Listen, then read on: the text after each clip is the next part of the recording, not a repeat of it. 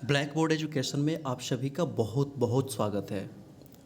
आज again class 12th biology के second chapter sexual reproduction in flowering plants के MCQ को हम आगे बढ़ाएंगे। इसमें ऑलरेडी 4 लेक्चर्स अपलोड हो चुके हैं एमसीक्यूज़ के। आपने अगर अभी तक नहीं देखा है तो एक बार प्लेलिस्ट को चेक करके ज़रूर देख सकते हैं।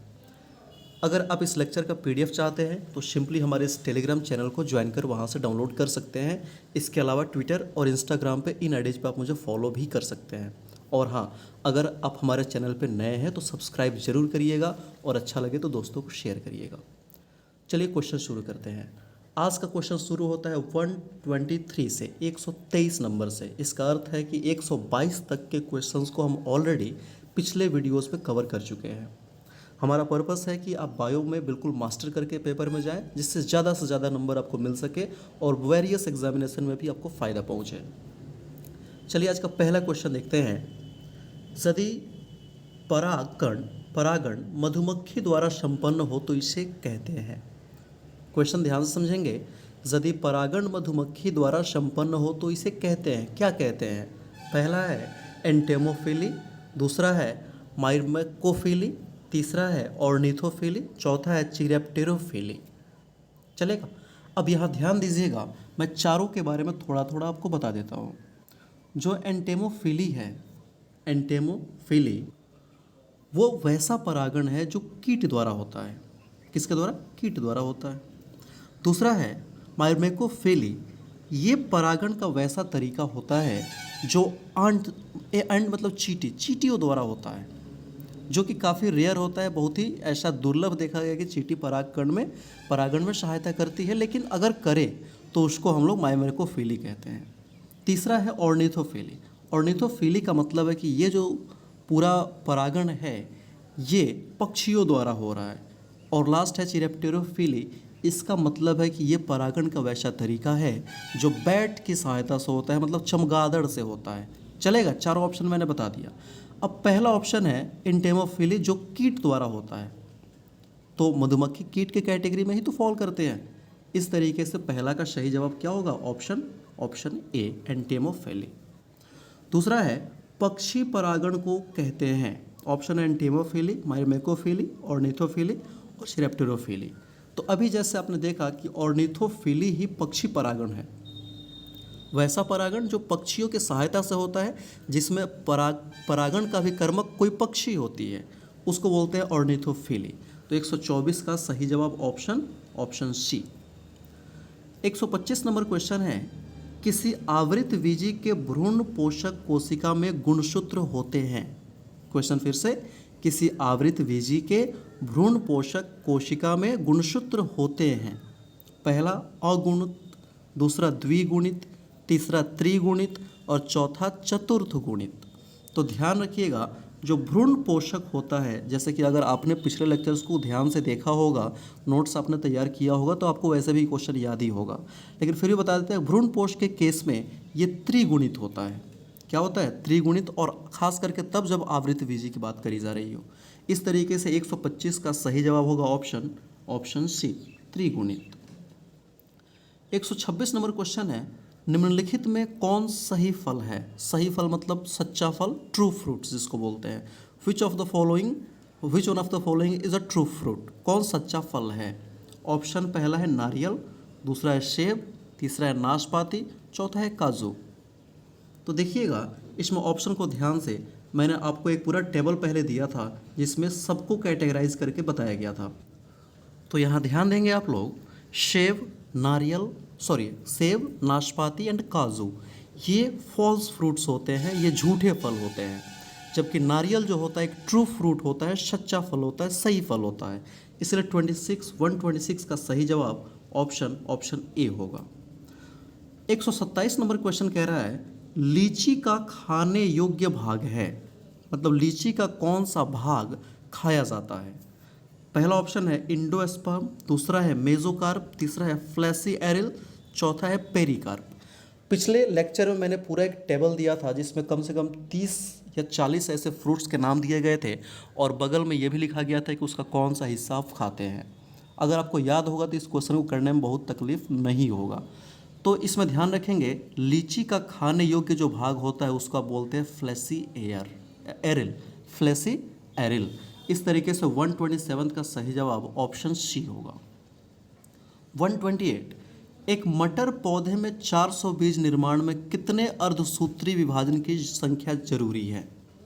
400 बीज का निर्माण करना है और अर्धसूत्री विभाजन की बात करी जा रही है, तो कितने ज़रूरी है? तो देखिएगा, इस केस में एक अर्धसूत्री विभाजन से 4 कोशिका बनता है, ठीक है। अब देखो, तो ऐसे निकालोगे तो 1 से 4 बनता है, तो 400 कितने से बनेगा? 100 से बनेगा ना, 4 गुना बनता है तो 100 से बनेगा। लेकिन कुल की बात करी जा रही है, तो 100 प्लस ये जो 400 है, कितने हो गए? 500 हो गए। तो टेक्निकली इसका आंसर होना चाहिए 500, लेकिन ऑप्शन में कहीं 500 है नहीं। तो एक दूसरा भी ऑप्शन देख सकते हैं आप कि 100 मिल जाए, क्योंकि 100 के 4 गुना 400 होता है, तो 100 भी नहीं है। इस तरीके से इसका ऑप्शन सही इसमें दिया ही नहीं गया है। इसका आप लोग सही जवाब लिख लेंगे टोटल 500, 500 अर्धसूत्री विभाजन की जरूरत पड़ती है अगर एक मटर के पौधे में 400 बीज का निर्माण करना होता है तो। चलेगा, आगे देखिएगा, 129 नंबर क्वेश्चन है, न्यूक्लियस या इंटेगुमेंट्स से अतिरिक्त भ्रूण के निर्माण को क्या कहते हैं? पहला है पॉलीस्पर्मी, दूसरा है एपोमिक्सिस, तीसरा है परनेथोकॉर्पिक, चौथा है पाइलीएम्ब्रियोनी। ध्यान से क्वेश्चन को देखिएगा कि इसका ऑप्शन पहला पॉलीस्पर्मी है, दूसरा एपोमिक्सिस है, तीसरा पार्थेनोकॉर्पिक, चौथा है पॉलीएम्ब्रियोनी है। तो इस तरीके से जो भ्रूण का निर्माण होता है उसको आप लोग बोलते हैं पॉलीएम्ब्रियोनी, पॉलीएम्ब्रियोनी। इस तरीके से 129 का सही जवाब ऑप्शन डी होगा। अगला है, निम्नलिखित में कौन एंथर वाल का हिस्सा नहीं है? एंथर वाल का हिस्सा नहीं है। ध्यान से, नहीं शब्द जब भी आता है तो उस पर ज़्यादा फोकस करना पड़ता है, नहीं तो कौन सा है वाला क्वेश्चन आप बना के चले जाते हैं। पहला ऑप्शन है एंडोथेकियम, दूसरा है एंडोथीलियम, तीसरा है टैपिटम, चौथा है मिडिल लेयर। अब अगर इसका फोटो आपको ध्यान से याद हो तब तो बना सकते हैं, नहीं याद हो तो मैं आपको यहाँ दिखा दे रहा हूँ। देखो, ये पूरा लेयर है। सबसे बाहरी लेयर को एपिडर्मिस कहा गया है, दूसरे को एंडोथेकियम कहा गया, तीसरे को मिडिल लेयर कहा गया, उसके बाद से माइक्रोस्पोर मदर सेल है, फिर टैपिटम है। ध्यान रखिएगा, तो एक्चुअली माइक्रोस्पोर मदर सेल वो दीवार का हिस्सा नहीं होता है, टैपिटम ही लास्ट होता है, सबसे अंदर वाला। तो इसमें देखिएगा एपिडर्मिस दिख रहा है, एंडोथेकियम दिख रहा है, फिर मिडिल लेयर दिख रहा है, फिर टैपिटम दिख रहा है। क्या इसमें आपको इंडोथीलियम कहीं दिखा? तो जवाब है नहीं, इंडोथीलियम तो इसमें था ही नहीं। इस तरीके से कौन सा हिस्सा नहीं होगा? तो इंडोथीलियम नहीं होगा। 130 का सही जवाब ऑप्शन बी होगा। 131 नंबर क्वेश्चन है, दोहरा निषेचन के परिणाम स्वरूप किसका निर्माण होता है? द्विनिषेचन की बात करी जा रही है। पहला ऑप्शन है बीज, दूसरा है फल, तीसरा है बृहद बीजाणु, चौथा है भ्रूणपोष। तो इसका सही जवाब होगा ऑप्शन सी, डी, भ्रूणपोष। इसका सही जवाब होगा ऑप्शन डी, भ्रूणपोष। 132 नंबर क्वेश्चन है, नारियल के एंडोस्पर्म का कौन सा भाग लिक्विड सिंसाइटियम कहलाता है? सिंसाइटियम कहलाता है। पहला ऑप्शन है नारियल बीज का लिक्विड एंडोस्पर्म, दूसरा है एंडोस्पर्म गुद्दा, तीसरा है एंडोस्पर्म का बाहरी स्तर, चौथा है इनमें से सभी। तो इसका सही जवाब होगा ऑप्शन ए, नारियल बीज का लिक्विड एंडोस्पर्म ही इसका आंसर होने वाला है। तो 132 का सही जवाब ऑप्शन ए। 133 नंबर क्वेश्चन है, एस्क्यूटिलम किसका भाग है? पहला है ग्रास कॉटलेडन का, दूसरा है डाइकॉट कॉटलेडन का, तीसरा है मेज एंडोस्पर्म का, चौथा है पेरिकार्प का। तो इसका सही जवाब है ऑप्शन ए, ग्रास कॉटलेडन का। ये एनसीईआरटी का सीधे एग्जैक्ट लाइन यहाँ उठा कर रखा गया है, अगर आपने पढ़ा होगा तो याद होगा, ग्रास कॉटलेडन इसका सही जवाब होगा। अगला क्वेश्चन है 134 नंबर, 100 परागकण बनने के लिए कितने सूत्री विभाजन की जरूरत होती है? तो 4 से भाग दे दीजिए तो कितना आएगा? 25। इस तरीके से 134 का सही जवाब ऑप्शन सी होगा, 25। 135 है, इनमें किसमें एरिल नहीं पाया जाता है? किसमें एरिल नहीं पाया जाता है? एरिल क्या होता है? वही लीची का जो पिछला हिस्सा जो आप खाते हैं ना, वही एरिल है। तो किसमें नहीं पाया जाएगा? ऑप्शन है शरीफा, लीची, आम, मिरिस्टिका। तो इसका सही जवाब होगा ऑप्शन सी, आम, क्योंकि मध्य फल भीति यहाँ उपस्थित होता है जिसको हम आम में खाने का इस्तेमाल करते हैं। तो 135 का सही जवाब ऑप्शन सी है। 136, इनमें से कौन नर युग्मक के संयोजन करके भ्रूणपोष बनाता है? इनमें से कौन नर युग्मक का संयोजन करके भ्रूणपोष बनाता है? यह क्वेश्चन पूछा गया 2009 में। पहला ऑप्शन है अनिषेचित अंड, दूसरा है सहायक कोशिका, तीसरा है एंटीपोडल्स, चौथा है द्वितीयक केंद्रक। तो इसका सही जवाब होगा ऑप्शन डी, द्वितीयक केंद्रक, द्वितीयक केंद्रक। 137 नंबर क्वेश्चन है वायु परागित पुष्प सामान्यतः होते हैं, मतलब कैसे फूल होते हैं जो वायु परागित होते हैं, क्या इसके कुछ खास लक्षण भी होते हैं? तो जी हाँ, होते हैं। तो वही क्वेश्चन पूछ रहा है कि इसके क्या खास लक्षण होते हैं। पहला है आकर्षक, दूसरा है छोटे, तीसरा है रंगहीन, चौथा है बी और सी दोनों। तो वायु परागित पुष्प होते हैं सामान्य तौर पे छोटे और रंगहीन, क्योंकि इन्हें कीट को आकर्षित तो करना नहीं होता है। तो जब कीट को आकर्षित नहीं करना है तो ना ये चमकीले होंगे, ना ही ये सुगंधित होंगे और ना ही ये बड़े होंगे। तो 137 का सही जवाब ऑप्शन डी होगा, बी और सी दोनों। 138, चींटियों द्वारा परागण को क्या बोलते हैं? ऑप्शन है अर्थेनोफिली, दूसरा है एंटीमोफिलिस, तीसरा है मल्कोफिलिस, चौथा है कप्रोटीरोफिली। देखिए इसमें ऑप्शन दिया ही नहीं गया, इसका जो सही जवाब होगा वो होगा मायरमेकोफिली। मैं यहाँ लिख दे रहा हूँ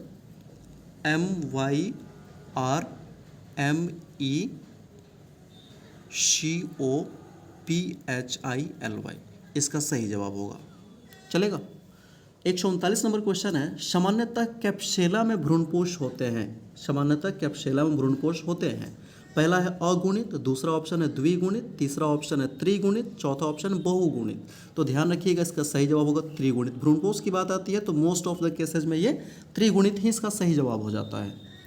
140 नंबर क्वेश्चन है एक प्रारूपिक आवृत बीजी भ्रूणकोष प्रायः होते हैं 1 कोशिक, 2 कोशिक, 5 कोशिक, 7 कोशिक। तो इसका सही जवाब होगा 7 कोशिक, 7 कोशिक। एक प्रारूपिक आवृत बीजी भ्रूणकोष 7 कोशिकीय होते हैं। तो 140 का सही जवाब ऑप्शन डी।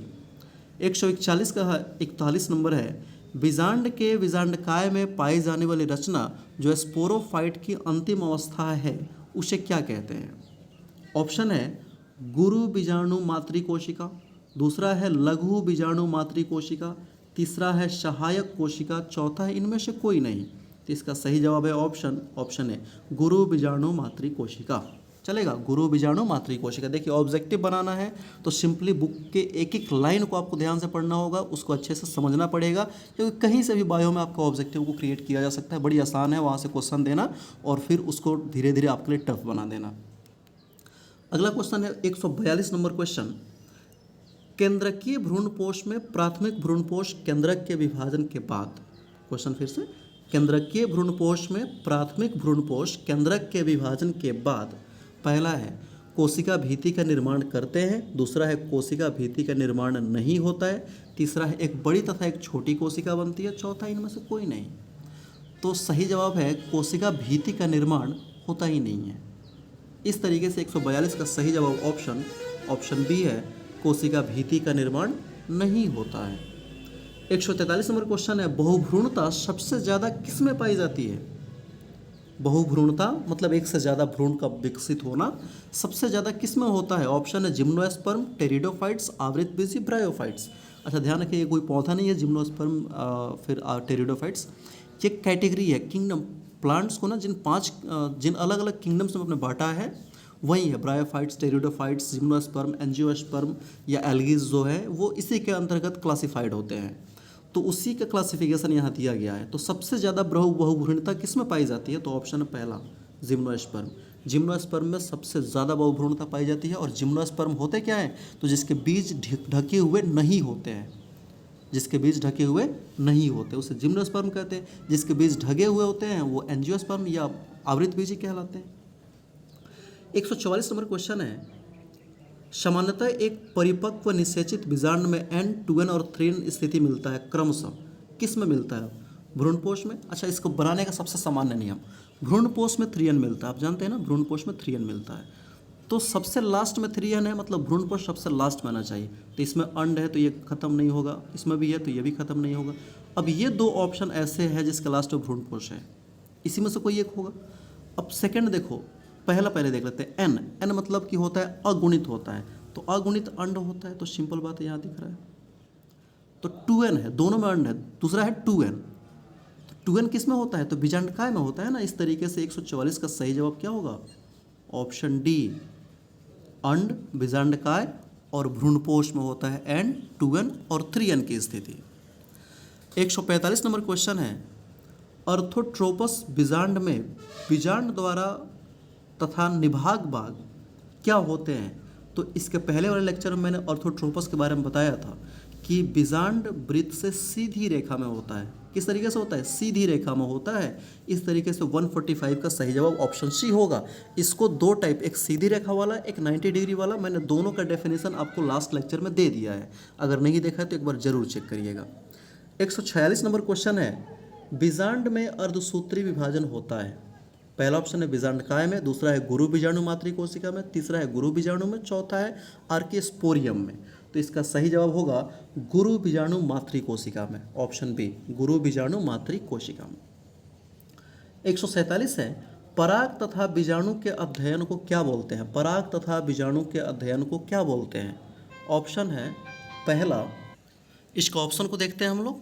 पहला है पैलोनोलॉजी, दूसरा है मॉर्फोलॉजी, तीसरा है फाइकोलॉजी, चौथा है साइटोलॉजी। तो देखिए मॉर्फोलॉजी मतलब क्या होता है, देखिए ना, मॉर्फोलॉजी एंड एनाटॉमी दो चीज़ होता है। मॉर्फोलॉजी मतलब बाहरी अध्ययन होता है, एनाटॉमी मतलब आंतरिक अध्ययन होता है। तो ये तो होने से रहा। फाइकोलॉजी, साइटोलॉजी, फाइकोलॉजी अच्छे से आपको पढ़ाया गया है कि जो फाइकोलॉजी होता है और एक माइकोलॉजी होता है, ये किसके, तो कवक और शैवाल से जुड़े हुए होते हैं। फिर साइटोलॉजी सेल से जुड़ा हुआ होता है। मतलब ये तीनों तो यहाँ खत्म हो गए, तो बच क्या गया, ऑप्शन ए, पॉलिनोलॉजी। इसका सही जवाब क्या होगा, पॉलिनोलॉजी होगा। 148 नंबर क्वेश्चन है, पराग कणों में विशेषकर कौन सा विटामिन पाया जाता है। पराग कणों में विशेषकर कौन सा विटामिन पाया जाता है। इसके लिए एक बार यहाँ देखिएगा। Pollen is a quite significant source of vitamin both fat soluble such as provitamin A and vitamin E and D and water soluble 0.6% such as B1, B2, B6 and C। देख रहे हैं ना, वाटर सोल्यूबल भी और fat soluble भी। Fat soluble मतलब जो वसा में घुल सके, वो कितने होते हैं, तो 0.1% होते हैं। और कौन कौन, तो ए, बी और ए, ई, डी होते हैं। जबकि वाटर सोल्यूबल की मात्रा ज़्यादा है, 0.6% है। कौन कौन, तो B1, B2, B6 और C, ये सभी पाए जाते हैं। एसिड्स भी होते हैं, पेंटाथोनिक, निकोटोनिक, फॉलिक, बायोटीन, र्यूटेन एंड इनोसिटॉल, ये सभी एसिड्स भी होते हैं। इसको अच्छे से रट जाइएगा। ये सभी चीज़ ना पॉलन ग्रेन में पाए जाते हैं। तो विटामिन कौन सा ज़्यादा पाया जाता है, अब देखिएगा, मिलता तो ए भी है, बी भी है, सी भी है, डी भी है और ई भी है, लेकिन सबसे ज़्यादा कौन, तो देख रहे हैं बी, सबसे ज़्यादा बी। कितने, तो 0.6% में ये है ना, जबकि ए कितने में है, 0.1% में है। तो इस तरीके से इसका सही जवाब होगा ऑप्शन ए, विटामिन बी। चलेगा, जब भी पूछा जाए विटामिन होता है कि नहीं, तो एग्जैक्टली होता है। कौन कौन से होते हैं, तो ए, बी, सी, डी, ये सब होते हैं। सबसे प्रोमिनेंट, सबसे ज़्यादा कौन होता है, तो विटामिन बी होता है। 149 क्वेश्चन है, भारतीय आवृत बीज भ्रूण विज्ञान के जनक, ये तो आपको याद होना ही चाहिए, P Maheshwari, professor P Maheshwari इसका सही जवाब होगा। 150 है, बीज के उस अंकुरण को जिसमें बीजपत्र भूमि से ऊपर आ जाता है क्या कहलाता है। पहला ऑप्शन है अधोभूमिक, दूसरा है भूम्युपरिक, तीसरा है सजीव प्रसता, चौथा है इनमें से कोई नहीं। तो इसका सही जवाब होगा ऑप्शन बी, भूम्युरिक। चलेगा, आई होप आपको काफ़ी हेल्पफुल लगा होगा, और अच्छा लगे तो अपने दोस्तों तक जरूर शेयर करिएगा। Thank you for watching, thank you very much.